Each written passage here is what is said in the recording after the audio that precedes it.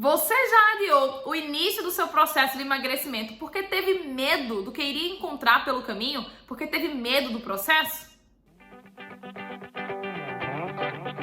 Bom, eu já adiei por muitos anos, eu vou te contar como é que acontecia comigo e pode estar acontecendo com você agora. Eu sempre tinha a ideia de começar uma nova dieta, né?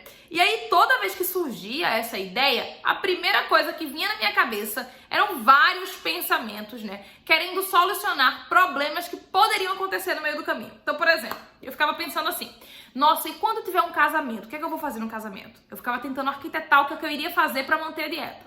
Ou então assim, aí quando eu for viajar, que eu for passar 3 dias fora, como é que eu vou fazer a dieta nessa viagem? E quando eu tiver uma amiga que me chamar para tomar um vinho, como é que eu vou fazer?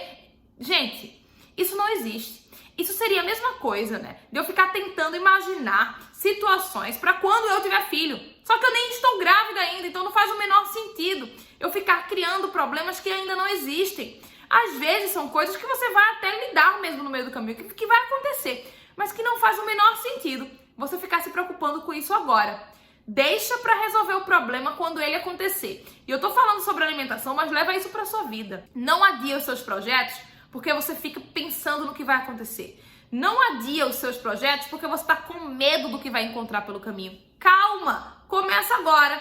Deixa para enfrentar os problemas. Deixa para entender e lidar com aquele problema quando ele chegar. Não fica tentando se preparar, tá? Não tente se capacitar antes de começar. Você tem que começar primeiro. Esse é o primeiro passo. E o primeiro passo é o mais importante. Quando a gente fica com esse medo paralisa a gente. E o que é que faz? O que é que acontece?